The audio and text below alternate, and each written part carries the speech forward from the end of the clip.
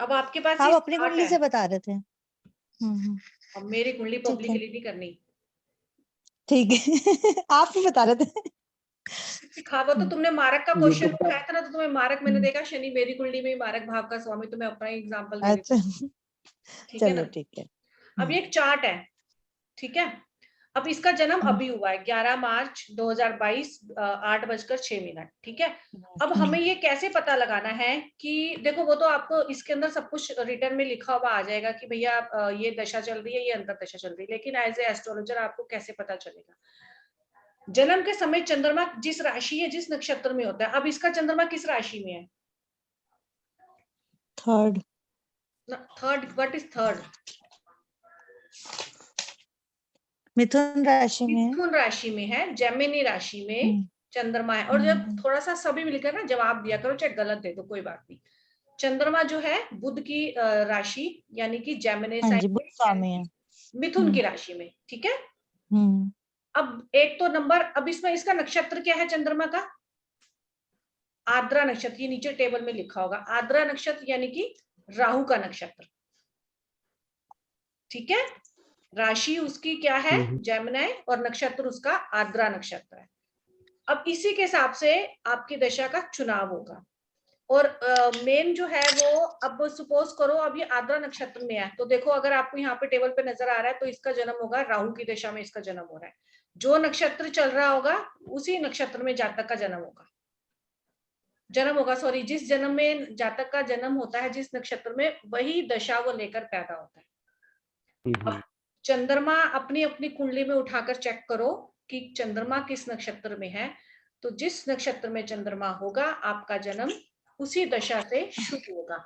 अब वो दशा ये जरूरी नहीं है कि कोई, जैसे शनि की दशा 19 साल है, आपका जो चंद्रमा जो है वो शनि के नक्षत्र में आ गया, तो क्या उसको 19 साल से ही दशा शुरू हो जाएगी? जन्म से ही क्या उसको शनि की 19 साल की दशा शुरू हो जाएगी? नहीं, ये हम डिग्री से देखते हैं। इसका एक छोटा सा फॉर्मूला है, वो मैं आपको लिख कर दूंगी।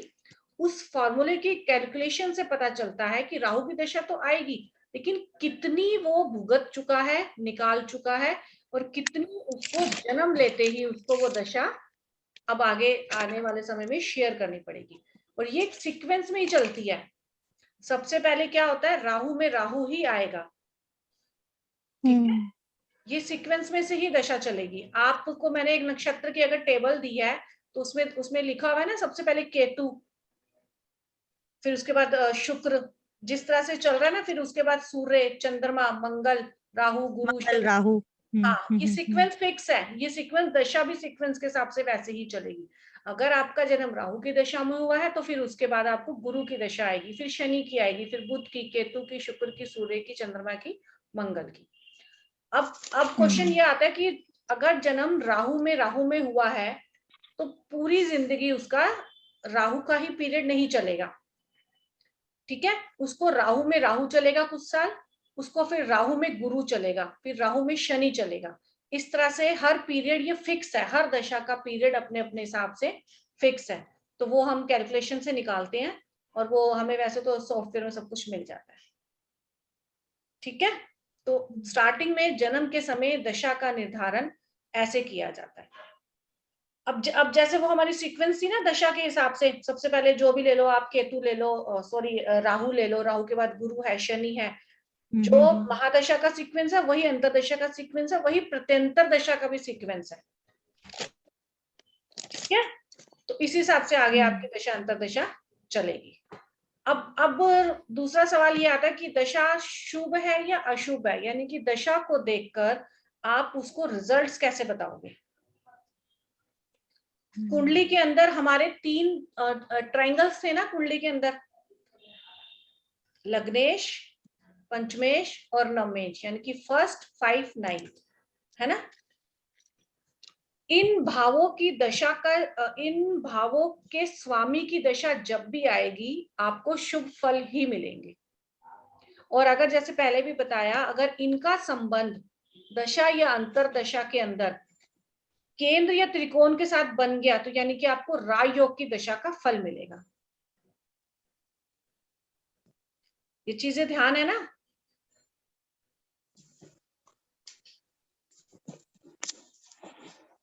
नहीं समझ आया, नहीं आया समझ, नहीं आया। नहीं आया। ये आ गया 159 के ट्रायंगल में अगर होगा तो पॉजिटिव रिजल्ट देगा। हाँ और आगे साथ में राजयोग तब बनेगा हाँ हाँ, जब वो केंद्र के कौन सी साथ दशा संबंध बता बने। रहे, केंद्र के साथ मैच हो जाएगा वो अक्षर एक आपको साथ क्लियर में। हुआ भाई ये? नहीं मैम, नहीं आया समझ में। नहीं आया समझ में। अब मैं इस 1 मिनट चार्ट को हम देखते हैं 1 मिनट के लिए। देखो अब सपोज करो इस जो पर्सन को राहु की दशा में इसका जन्म हुआ, यानी कि आज की डेट में इसको राहु की दशा चल रही है। राहु इसका 9th हाउस में, ट्रायंगल हाउस में राहु है। राहु की कोई अपनी राशि तो है नहीं, यानी कि 9th हाउस का ही फल देगा ना आपको इस वक्त। अक्षर समझ में आया?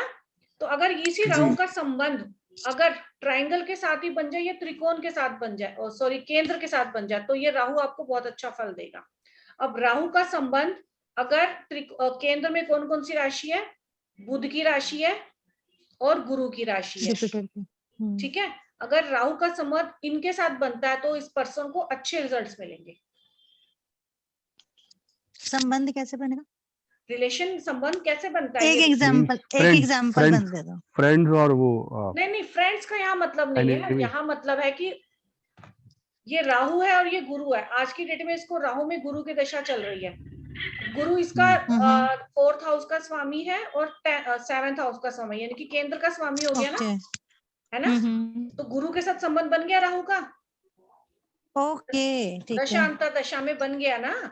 यानी कि राजयोग की दशा चल रही है। एक तो 9th हाउस की भी दशा चल रही है राहु की, और ट्रायंगल केंद्र की स्वामी की भी दशा चल रही है। अब क्या ये इसको अच्छे फल देगा या नहीं देगा, ये पार्ट आ जाता है प्रिडिक्शन का। अब गुरु 4th हाउस का और 7th हाउस का स्वामी तो हो गया, लेकिन प्लेस्ड कहाँ है? 6th हाउस में। अब आपको आज की डेट में राहु में जो गुरु में इसको दशा का रिजल्ट बताना है, वो आपकी प्रिडिक्शन का पार्ट हो गया। मतलब आज की डेट में इसका 9th हाउस एक्टिव है, 4th हाउस एक्टिव है, 7th हाउस एक्टिव और 6th हाउस में बैठा हुआ गुरु भी एक्टिव है। अब आपको एज के, अब ये बच्चा है वैसे तो, अगर ये इस वक्त जॉब कर रहा होता तो कैसा इसको रिजल्ट मिलेगा? जॉब के लिए हो सकता है इसको अगर कोई चेंज करना है इस वक्त, तो इसके लिए बहुत अच्छा रहेगा वो बदलाव, क्योंकि इसको 6th हाउस में गुरु जॉब का हाउस है। तो इसको इस वक्त कहीं ना कहीं अगर कोई प्रॉब्लम थी पहले, तो यहाँ पे इसको सॉल्यूशन देगा।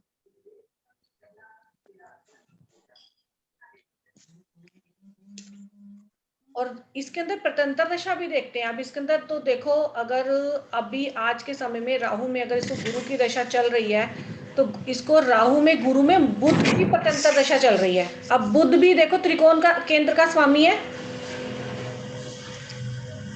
बुध भी त्रिकोण का स्वामी है, केंद्र का स्वामी है, यानी कि टोटली 9th हाउस भी एक्टिव है, टोटली पूरा इसका केंद्र भी एक्टिव हो गया। यानी कि 1st और 10th हाउस केंद्र है और उसका स्वामी बुध है, बुध भी एक्टिव हो गया। और बुध भी देखो 6th हाउस में है, और बुध इसका 10th लॉर्ड भी है, यानी कि करियर हाउस का स्वामी भी है। करियर हाउस का स्वामी होकर इसको जॉब यानी कि 6th हाउस में है। तो पूरी तरह से आज की डेट में अगर ये जॉब वाला क्वेश्चन लेकर आएगा, तो हमें पूरी तरह से पता चल जाएगा कि कहीं ना कहीं नौकरी को लेकर कुछ ना कुछ इसकी लाइफ में हलचल चल रही है।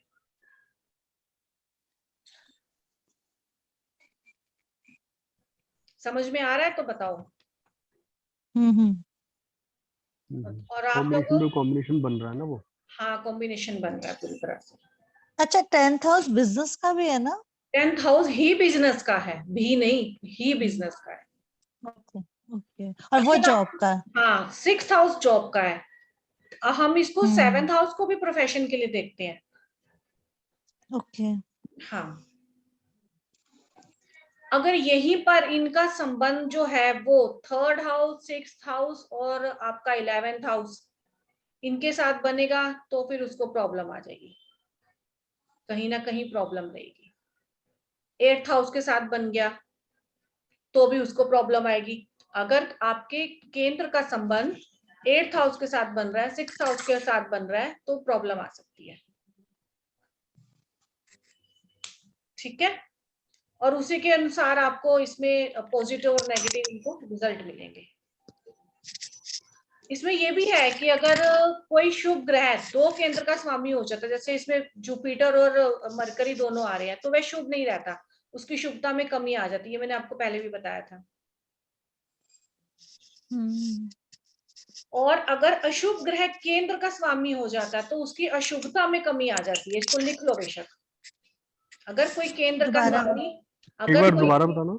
केंद्र का स्वामी कोई अशुभ ग्रह हमारे शनि हो गए, मंगल हो गए, सूर्य हो गए, तो उनकी अशुभता में कमी आ जाती है। मैंने आपको लास्ट क्लास में बताया था, पिलर हमारे मजबूत तभी होते हैं जब ये हमारे जो स्ट्रॉन्ग ग्रह है ये इनके मालिक बनकर आते हैं। ठीक है, अगर केंद्र का स्वामी कोई अशुभ ग्रह है तो उसकी अशुभता में कमी आ जाती है, लेकिन यदि वह त्रिकोण का भी स्वामी हो जाता है तो शुभ फल ही देगा, फिर पूरी तरह से शुभ फल देगा। फिर सपोज करो शनि है, शनि आपका 4th का भी लोड हो गया ना, आपके 5th का भी लोड हो गया। शनि एक अशुभ ग्रह है, लेकिन यहाँ शनि आपको शुभ फल देगा।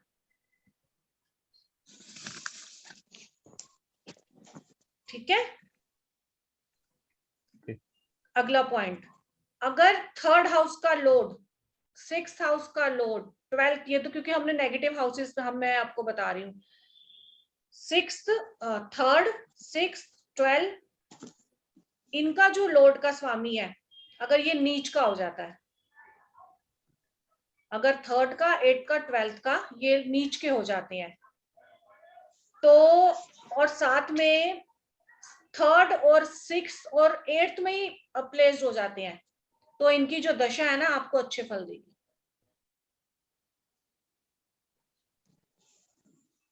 समझ आई? क्योंकि वो हाँ, क्योंकि वो नेगेटिव हाउस है और नेगेटिव नेगेटिव प्लस हाँ, पॉजिटिव हो जाएगा ना।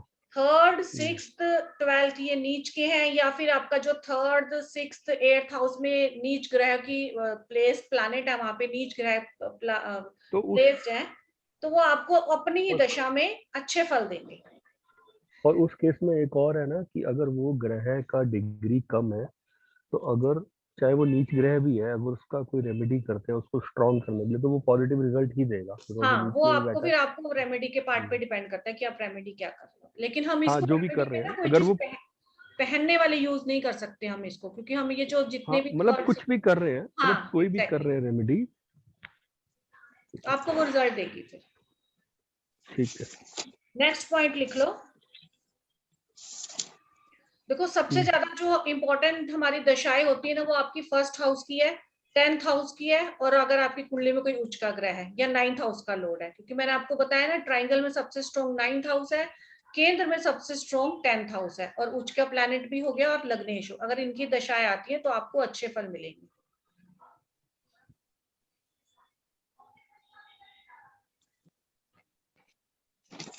अक्षत जी क्लियर हो रहा है आपको? जी ma'am. Good good, very good.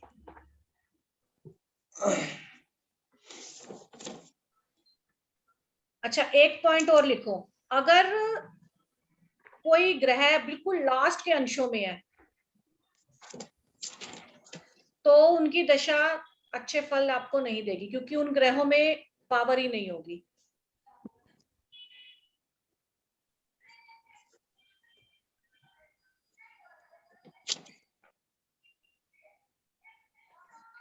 और 6th हाउस का लोड, 8th हाउस का लोड, 12th हाउस का लोड, लेकिन यहाँ पे नीच का नहीं होना चाहिए, क्योंकि नीच को मैंने पहले क्लियरिफाई कर दिया आपको। 6th, 8th, 12th का लोड की भी दशा आएगी तो वो भी आपको अच्छे फल नहीं देगी। हाँ, लेकिन ये थोड़ा सा ध्यान रखना, अगर आप कंपटीशन में जा रहे हो तो 6th हाउस की दशा आपको अच्छे फल देगी। अगर आपके ऊपर कोर्ट केस चल रहा है तो 6th हाउस की दशा आपको ठीक फल देगी। अगर आपको हेरिटेज प्रॉपर्टी का कोई आपका चल रहा है, आपको इंश्योरेंस का काम चल रहा है, आपका किसी इन्वेस्टमेंट का, LIC का काम है, तो आपको 8th लॉर्ड की दशा अच्छे रिजल्ट देगी। अगर आप हॉस्पिटल में हैं, अगर आपको किसी से लड़ाई झगड़ा हो गया है, या कोई बाहर कोर्ट कचहरी जेल वगैरह का कुछ चल रहा है, अगर 12th लॉर्ड की दशा आ जाती है तो आपको वो अच्छे फल देगी। इनसे बैड हाउसेस से रिलेटेड जो रिजल्ट के कामों में अगर आप जुड़े हो और उनकी दशा आपको आ जाती है तो वो आपको अच्छे फल ही देगी, ये ध्यान रखना।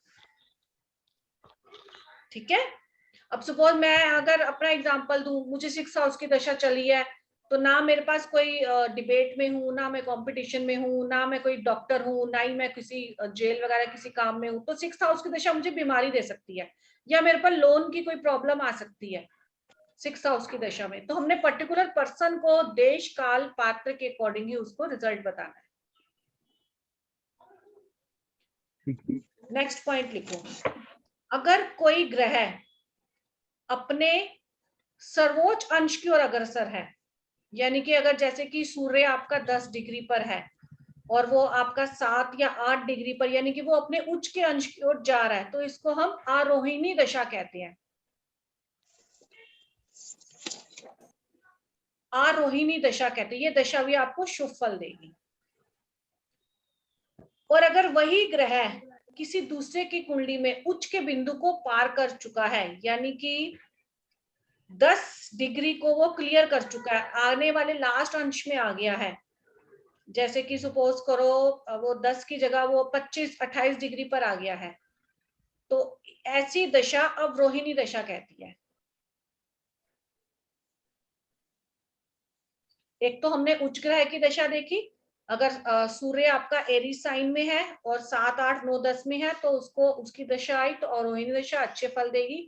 अगर यही सूर्य आपका नीच की राशि में है, लिब्रा साइन में है और 10 डिग्री के पास जा रहा है, तो ये दशा आपको अच्छे फल नहीं देगी।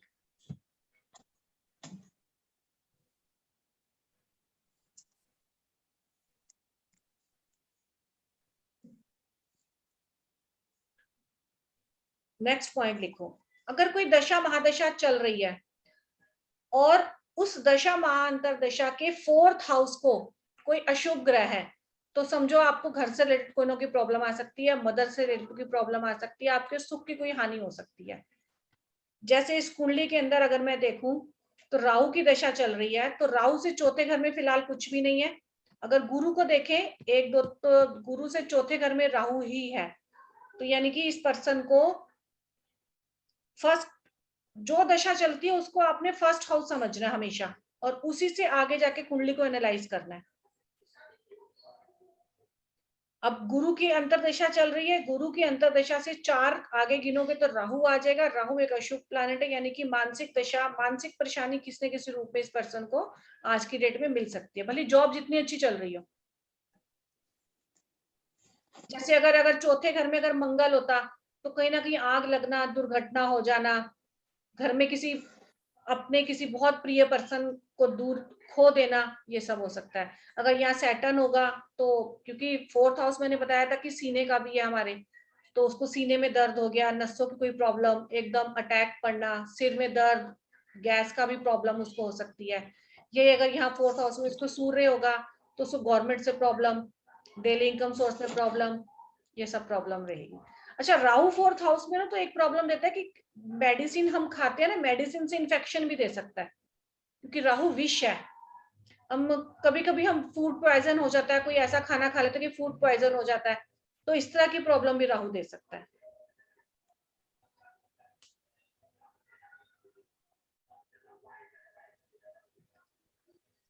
तो हमेशा जब भी हम दशा अंतरदशा को एनालाइज करते हैं तो हम उस दशा अंतरदशा के स्वामी को लगन बना लेते हैं और उसके हिसाब से अगले प्लैनेट्स को देखते हैं कि कौन सा प्लैनेट कौन सी जगह पे स्थित है, तो उसी के हिसाब से उसका रिजल्ट भी हम देखते हैं।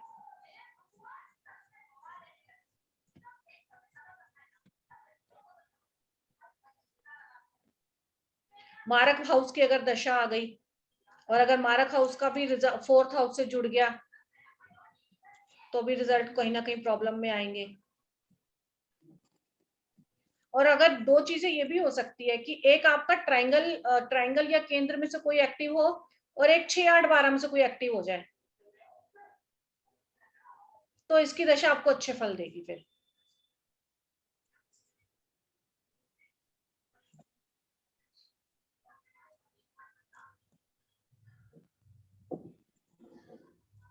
बाकी जो नीच का ग्रह है वो 6, 8, 12 का स्वामी हो 6, 8, 12 में, तो वो अच्छे फल ही देगा।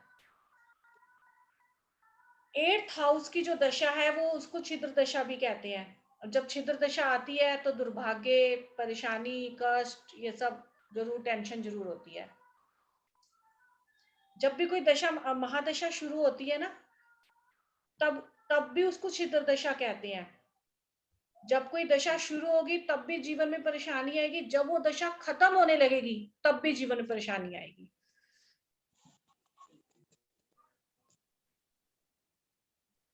ये दशाओं अंतर दशाओं को चैप्टर को थोड़ा सा समझना पड़ेगा, इसको लिख लेना तभी आपको समझ में आएगा।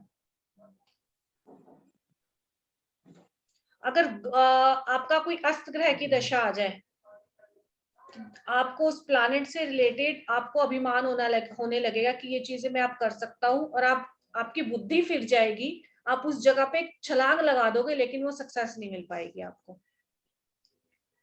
अगर ये वक्री ग्रह की दशा आ जाती है तो आप समझ ही नहीं पाओगे कि मुझे जीवन में कैसे चलना है। आप कभी आगे जा रहे हो, कभी मतलब डिसीजन नहीं ले पाओगे, कभी पीछे जा रहे हो, कभी अपने डिसीजन चेंज कर रहे हो, कभी करूं ना करूं, इस तरह की फीलिंग्स रहेगी आपकी लाइफ में। तो वक्री ग्रह, अस्त ग्रह, नीच के ग्रह हो गए, डिग्रीज के हिसाब से देखना है, तो ये सब आपको देखना पड़ेगा। एक और अशुभ दशा रहती है हमेशा, ये भी फिक्स है, जन्म नक्षत्र से 3rd, 5th और 7th, जन्म नक्षत्र से 3rd, 5th, 7th अगर नक्षत्र में स्थित ग्रह की दशा आ जाए तो भी अच्छे परिणाम नहीं देती।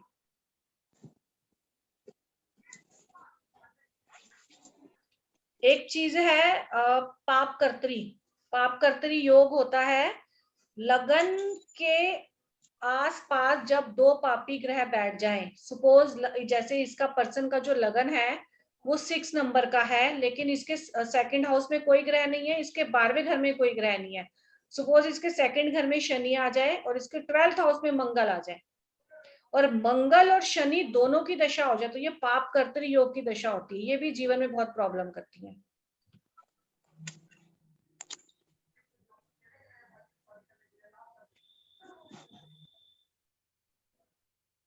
अब बाकी डिपेंड करता है कि जैसे पाप कर्तरी बना ना, वैसे शुभ कर्तरी भी बनता है, यानी कि 2 में या 12वें में, दोनों ही में शुभ प्लैनेट्स आ जाते हैं।